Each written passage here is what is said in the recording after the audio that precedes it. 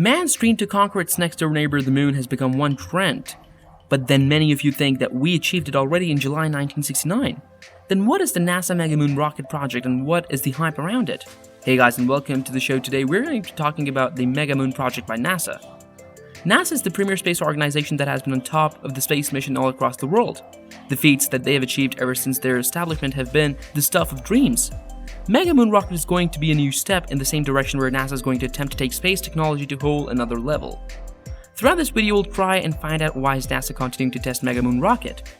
The Space Launch System, or SLS, is a super heavy lift expendable launch vehicle that NASA has been designing and developing for the past 11 years now.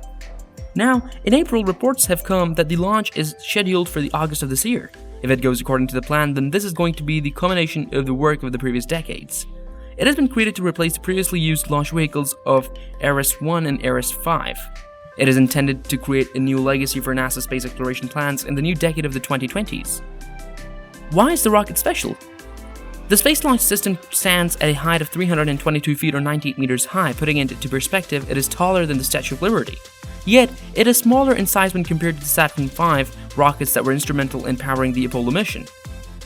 It will produce 8.8 million pounds of maximum thrust, or as measured 39.1 meganewtons. Maximum thrust is a reference to the capacity of the rocket to get the force to beat gravity and soar into space.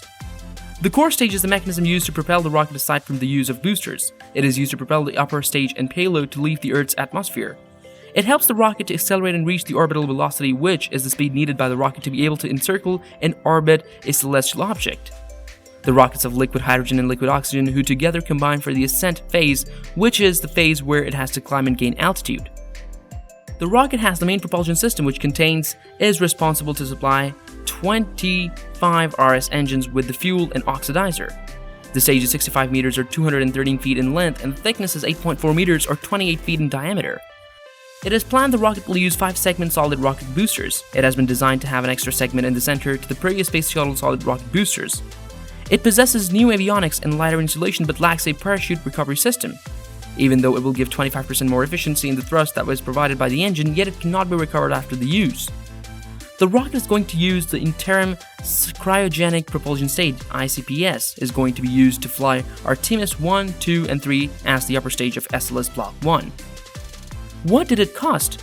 The joint presentation for the US Senate and NASA was made in September 2011. The whole project was told to be $18 billion through 2017. The rocket itself was taking $10 billion in the budget allotted for it. In March 2019, where the Trump administration released its fiscal year 2020 budget request for NASA, this budget did not include any money for the Block 1B and Block 2 variants of SLS. This caused some uncertainty about whether these future variants of SLS will be developed during the crisis step in the US Congress took action to restore the funding that was allotted previously.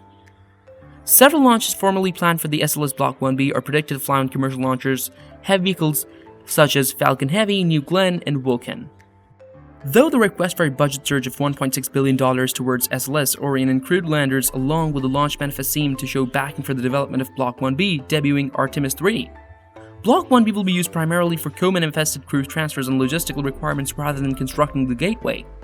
An uncrewed Block 1B is intended to launch the lunar surface asset in 2028, the initial lunar outpost of the Artemis program. Why did it fail to launch? NASA's huge Mega Moon project was removed from its launch pad and sent for repairs after failing 3 fuel tests in 2 weeks. Following the letdowns, NASA has said that the rocket's scheduled June launch window will be difficult to meet. The space agency has been successfully running numerous pre-launch tests on the rocket, officially known as the Space Launch System (SLS), since April 1, 2 weeks after it was brought out to Pad 39B at NASA's Kennedy Space Center (KSC) in Florida. NASA expected that the tests, identified as the wet dress rehearsal, would take less than 48 hours to complete, but 2 weeks and 3 trials later, the agency categorically decided to bring the 322-foot-tall 98 meters rocket back inside. The wet dress rehearsals were being executed to ready the world's most powerful rocket for the forthcoming Artemis flight, which will see the SLS launch an uncrewed Orion capsule around the moon and back in preparation for later crewed missions. After the massive rocket crept its way out onto the launch pad, NASA's ingenious efforts to load it with propellant and fix it to the point of ignition failed. NASA has recognized the main problems as a defective helium check valve and a liquid hydrogen seepage and hopes to correct the issues through developments to both the supply systems and the rocket. NASA maintained that aside from these matters, the rocket is fine. It has been said that the Mega Moon rocket is still doing very well. The one check valve is the only real issue they have seen so far. We are very proud of the rocket, Tom Whitmire, a deputy associate administrator at NASA headquarters in Washington, D.C., upheld at a press conference, even though he did recognize there's still a bit of work left. Once the NASA engineers reel the rocket back inside the vehicle assembly building, they will need to replace a faulty helium check valve on the rocket's upper stage that barred ground crews from loading it with supercooled liquid oxygen and liquid hydrogen. The work on the rocket is predicted to take the utmost of May to complete. The period needed to achieve these repairs will open an opening for NASA's gaseous nitrogen supplier, Air Liquide, to elevate its off-site systems and for space agencies to fix a seepage on the mobile launch tower's tail service mast umbilical, which feeds the rocket propellant with electricity while it is on the launch pad. The repairs will also give NASA engineers time to appraise the fallouts of the unsuccessful wet dress attempts, reassess the test schedule, and agree on any further checks to make before trying another launch. Subsequent to these delays, it is presently undecided when Artemis 1 will launch. No date can be set for the following wet dress rehearsal attempt, even though August is being told the expected month.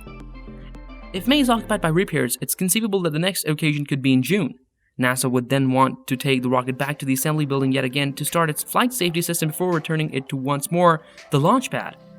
It takes the rocket to the launch pad almost 10 hours. All of this considered, the rocket's liftoff could overdue until August at the very earliest. Then, despite the hindrances, NASA is assured that the Mega Moon rocket, which is more than 11 years and $30 billion in the making, will be complete soon. They are certain that they will go back out to the launch pad for doing a wet dress rehearsal.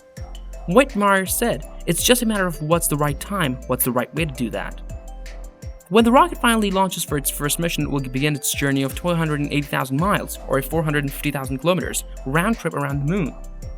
This will mean going beyond what any other rocket that was built to carry humans has ever gone before, according to NASA. Artemis 1 will then be followed next by Artemis 2. It will make the same flyby but with human passengers, and Artemis 3, which will send humans back to the moon's surface, including the first woman and the first person of the color. Why is it continued to be tested?